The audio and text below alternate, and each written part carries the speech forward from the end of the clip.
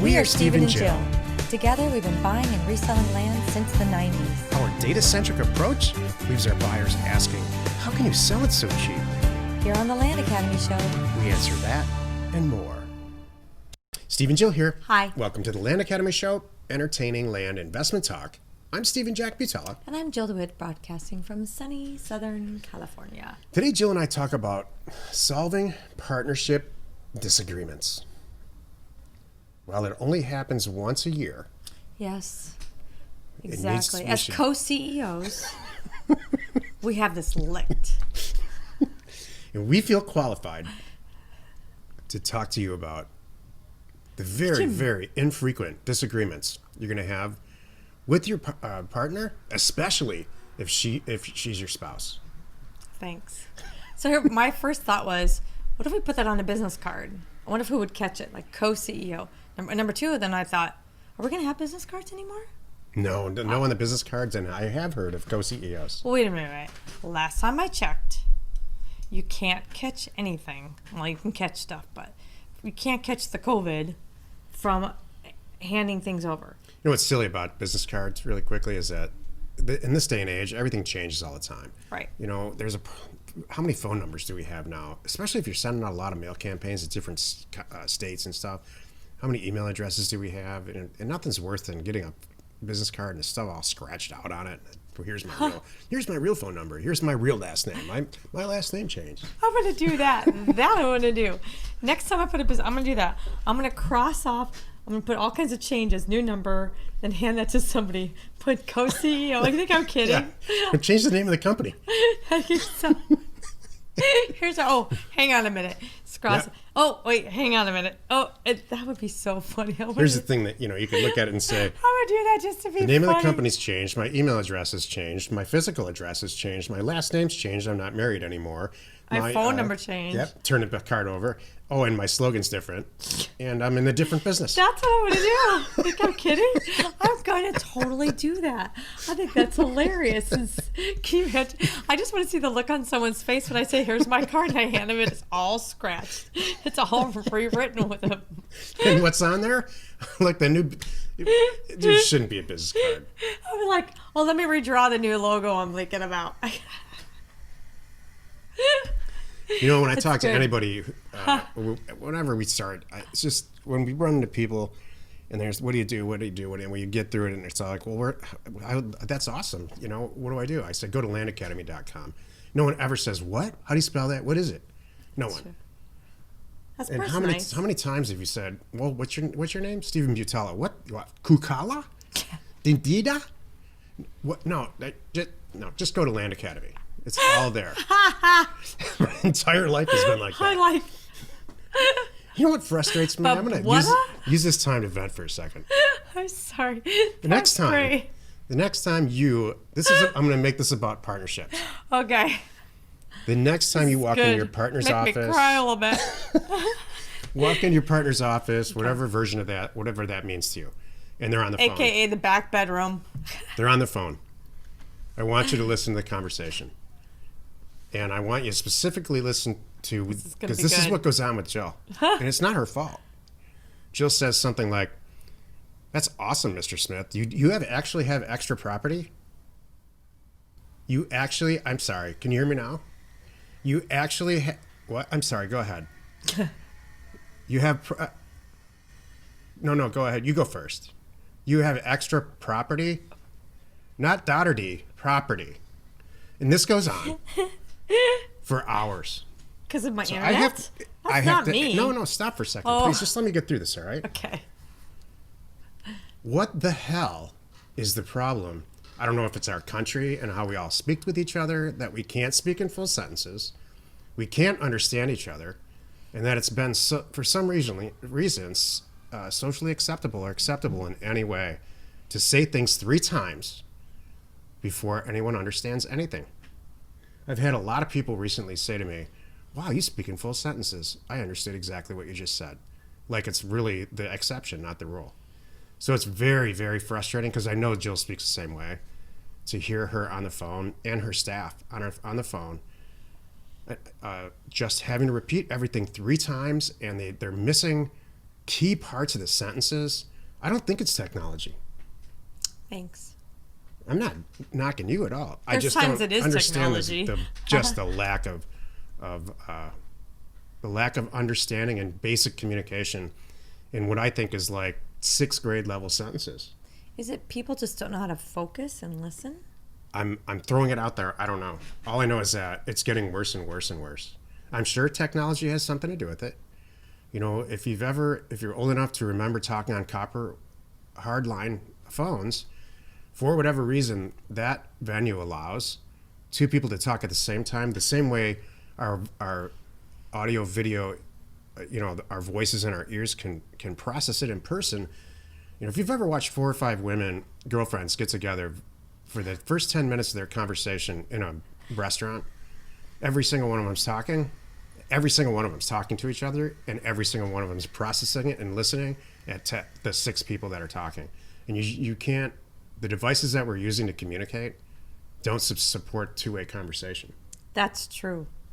And it's very, very frustrating. No, it's just interesting how observant you are. Like, I was out to dinner with my friend the other night. We're having a conversation over here. 2 girls across the table are having a conversation. And we can be deep in a conversation, and I'll go, oh my gosh, you're right. Good idea. I'll get to that in a second. And then da-da-da. So I was picking up on what they're talking about too.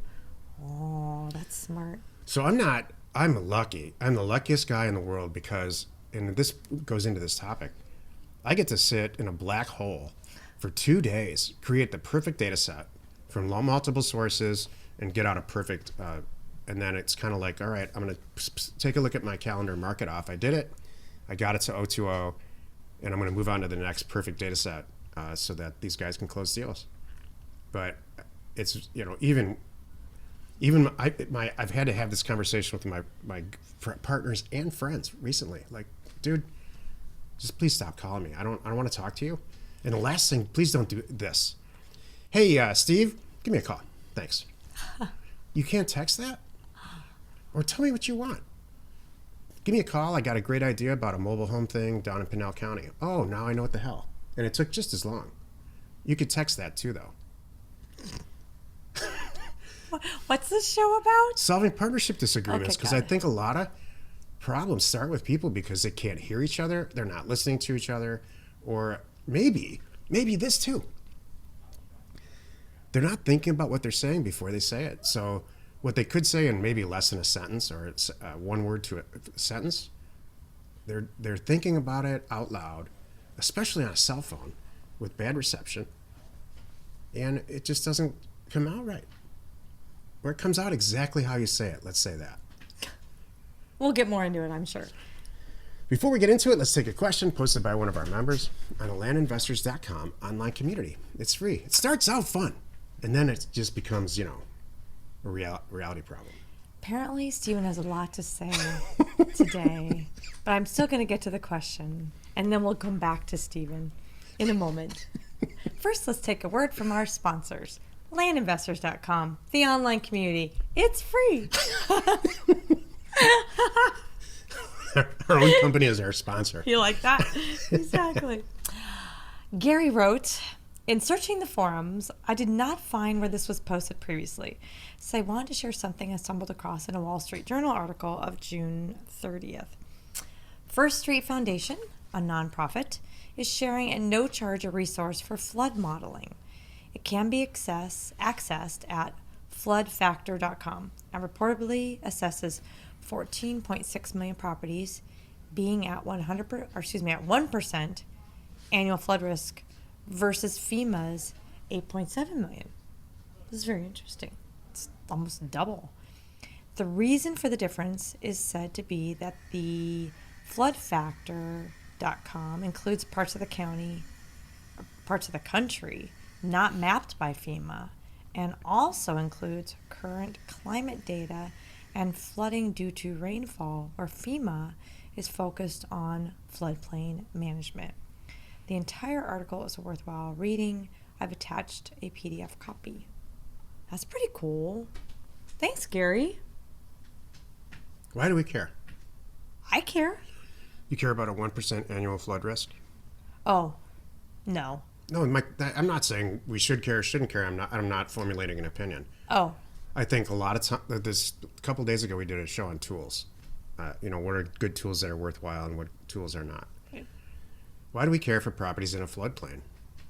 Well, we care if it's. I don't like. Is that a real question or not? I'm ready to answer. Yeah, go ahead. Because I need to know what improvements I have to do to the property to be able to build up on it. That's or all. not me, but the next guy. Yeah, for us, it's like I'm making an acquisition decision real quick. Right. The thing's in a floodplain, and if you go to, there's a lot of ways to get FEMA data. Neighbors. We developed NeighborScoop. That's how I get my FEMA data. It's an overlay on our thing, and it ranks it with percentages. 1%, 100-year floodplain. There's a lot of different. It's color coded. You can see if it's underwater or not. That's my point. Right. This all drives lending. Do we lend on land usually? No.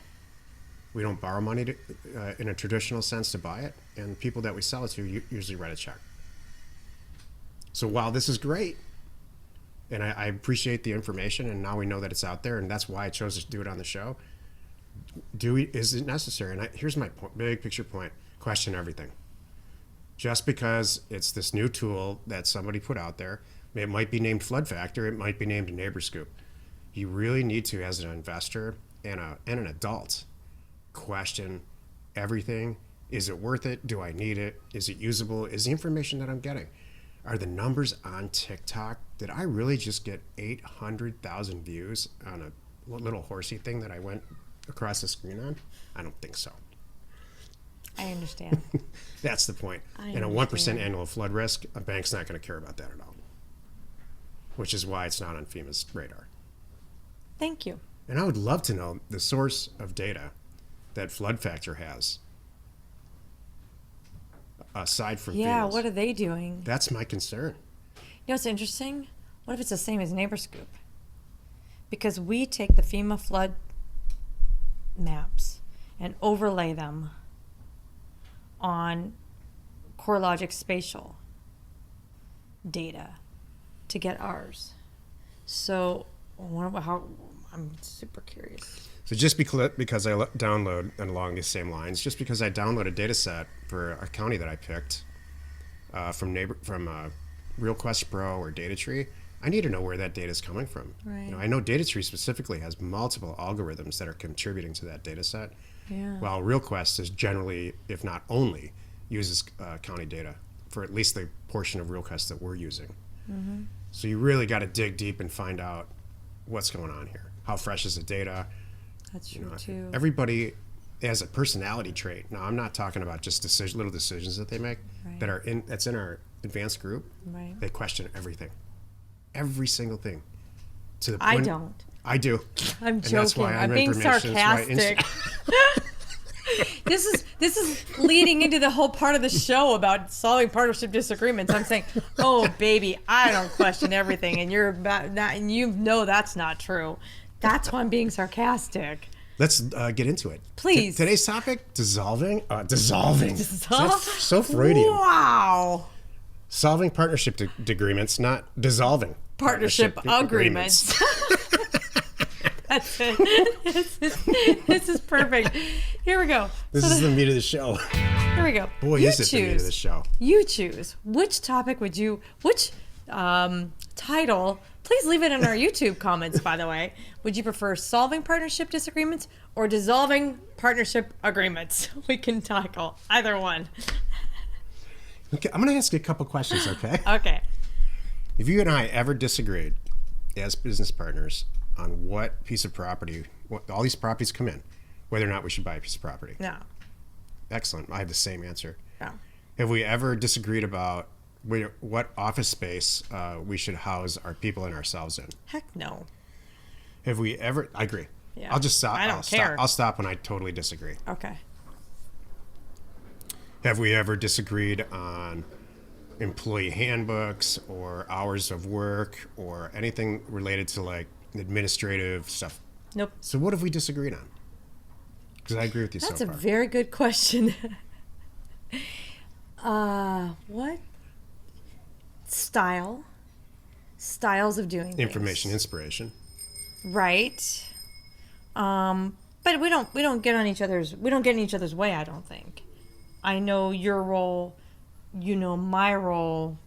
We just sometimes blend them a little too much. Does that make sense? Yeah, here's what I think we disagree on in general. Yeah, save me. I'm not sure where you're going here.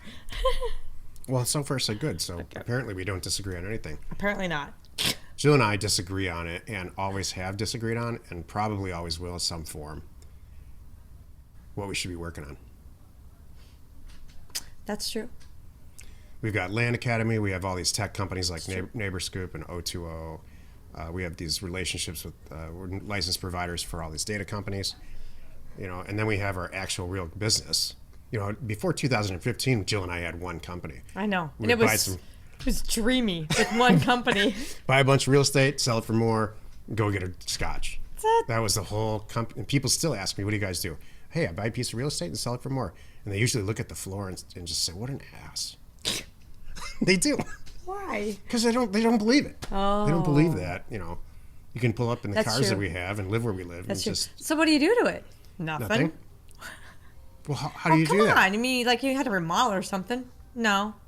How do you do that then? Well, we send out 1 million offers. There it goes sideways. Offers. How do you send out 1 million offers?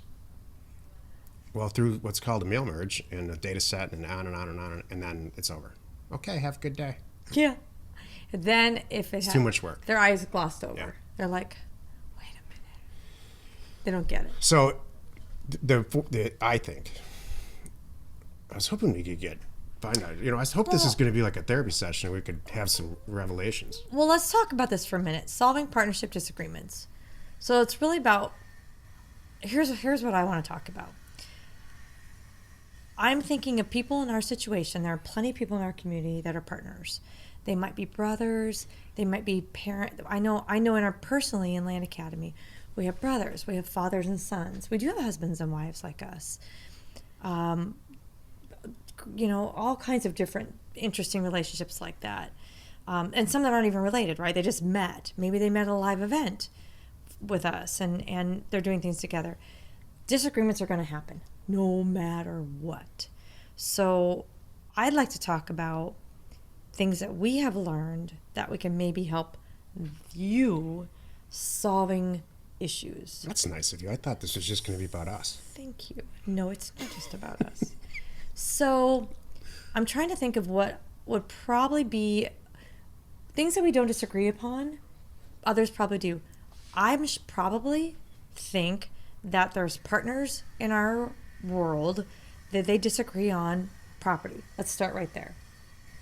I'm pretty sure someone's saying, buy it, don't buy it. Buy it, don't buy it. Well, you know what? Screw you. I'm going to buy it anyway. I'm sure that happens. Jill, I bet you're right. Sure that happens.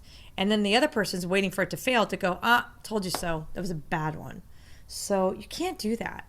And what's interesting is I've personally had deal funding situations with very accomplished, advanced group members. Bad decisions happen, mistakes happen. They have made mistakes. For me, the best thing to do is I blindly trust them. I trust that you know your job. You trust that I know my job. And like I'm using this as an example. It was a property that should have never been bought, A, and B, not at that price. I trusted the person. They were doing their job. They brought to me a deal. They had 16 reasons why it was a great deal. I didn't even really ask because I trusted them. They had a good track record. And as it turned out, it wasn't a good purchase. Am I giving them a hard time about it? No. I mean, at the end of the day, mistakes happen. It's okay. The key word there is trust. And I was exactly what I was going to bring up next. There's like 19 places I trust you. And I think that I'd like to think the same is true with us. So, why wouldn't you trust somebody then? Well, maybe you picked the wrong partner. Right. Maybe they have not a good track record. Maybe the last 5 deals they didn't work. I'd never heard of that in land, but maybe that's the case.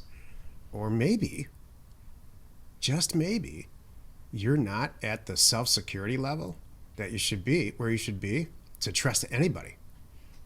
Maybe you're the kind of person that has to do everything on your own, take responsibility for everything on your own, and that's it. And you know what? This land business is perfect for you. Because you could be a one-man show? Yeah. Okay. We have multiple people in our advanced group that are a one-man show that choose to use for the remedial silly tasks the Philippines or some virtual assistant or whatever. So, there's nothing wrong with that. Part-time staff. But it's going to severely limit the number of deals that you're doing. But this business is set up for that. There's no real overhead except there's no real fixed costs. Right. You can do this at the end of your bed. So where do the real partnership disagreements come from? Yeah, and then I want to talk about how to solve them. Because I know we have some great stuff. You think it's really ego? Yeah. And yeah, it's very foreign to you, like you're shaking your head because you don't have it. And neither do I. Yeah. I'm happy to be wrong. As long as we don't do it again, I'll take responsibility for everything. I just don't want to repeat the same thing over and over again. And I see people with a huge ego having to do that. It's true.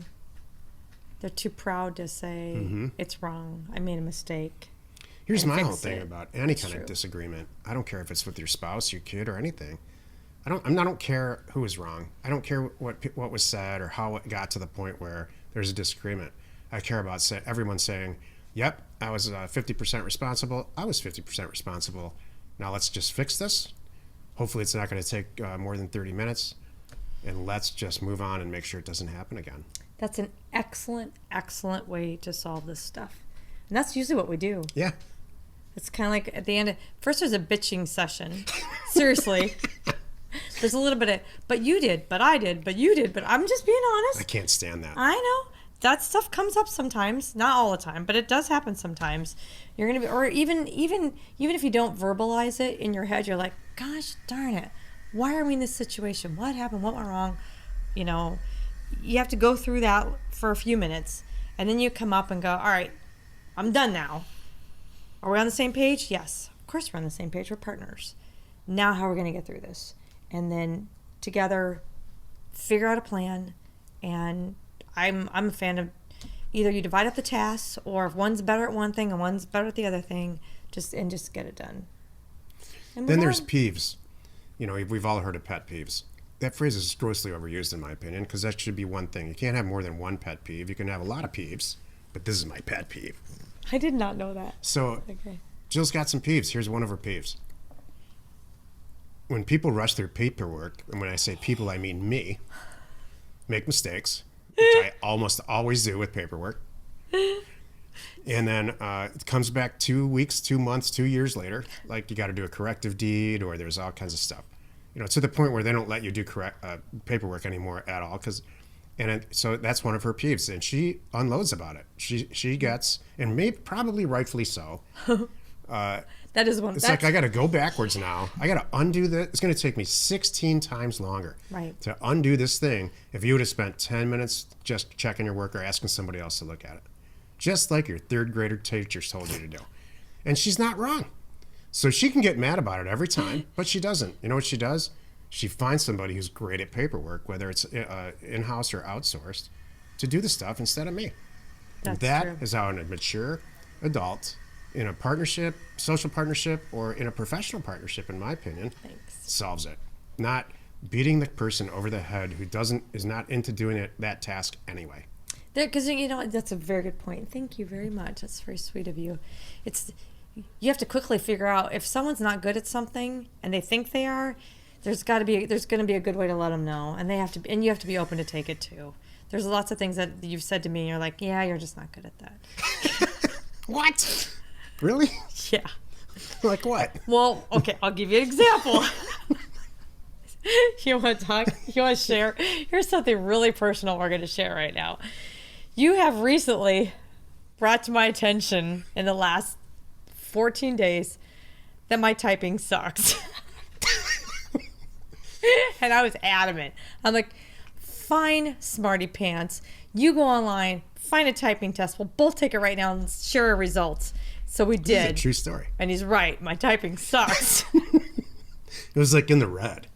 It's like, I type just fine for what I need. I'm like, I'm no problem. But apparently I need to. So he was telling me, you need to take some typing tests. I'm like, so will you knock it off? I don't. And then I did this. Okay, fine. So it takes a big person.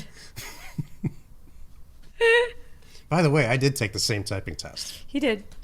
Anyway, it takes a big. I'm like patting myself on the back because that was hard for me. Really hard for me to admit that. Like, yeah, I guess my typing does suck. Just look the other way. By the way, I'm working on it. So I'm like, it's so weird because I don't know how to. Obviously I haven't got into my typing 101 stuff again, and I did take typing in high school, but it's been a little while. Go ahead. We're at the point in our career. Like, I don't want Jill to. It's very often that I come into Jill's office at 6 or 7 o'clock at night, and say, "You got to stop." I know. Jill, you got to stop. We got to go have some fun, or have some dinner, or laugh, or something. And by the way, the reverse is never true. She never has to pull me off the computer at 5 o'clock or 6 o'clock, ever. If I let, it's like a goldfish. If I let her just work, she'll work the whole time. Like a goldfish will eat until it dies. What's wrong with me?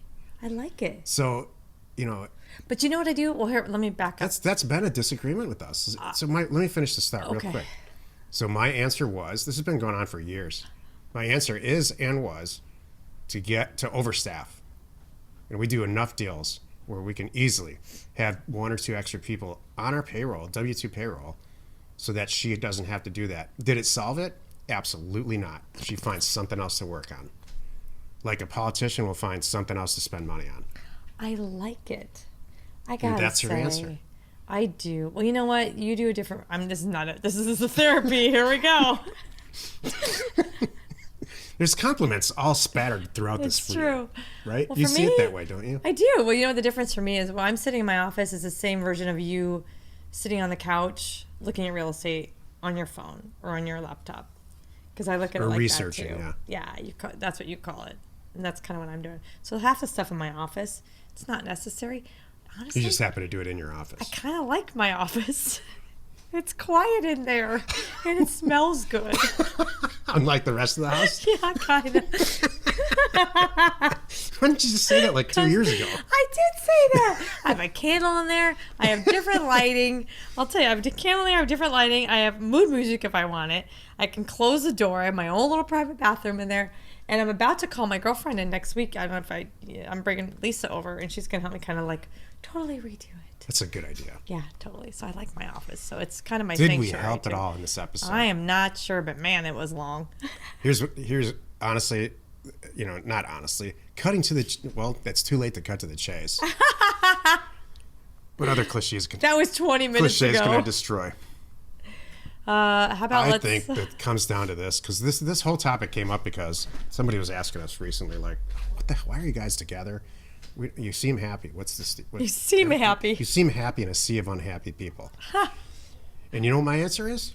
We know how to resolve conflict. Oh. Jill and I can get into it like nobody's business. And you know what? It's almost always done less than 15 minutes later. And that's the truth of it. And I think people get into huge problems, both professionally and socially, by avoiding any type of conflict, not resolving it at all, and just jamming it down into your soul. And that's how you resolve, partnership disagreements. Happy you could join us today. Monday through Friday, you can find us right here on the Land Academy Show. Tomorrow, the episode on the Land Academy Show is called Getting Rejected by Your Local Escrow Agent. You are not alone in your real estate ambition. So you can't make a title up like that, because we just got rejected by a local real estate, a local escrow agent. I will tell you the story. And thank you for tuning in. We hope you find our content valuable, and we appreciate your support. If you haven't already, please check out our YouTube channel and hit the subscribe button. And your comments and suggestions help us create the type of content that you're here for. Hitting the like button helps support our channel's algorithm and gauge your interest for future shows. And you know me, it's all about the data. We are Steve and Jill. Information And inspiration to buy undervalued property.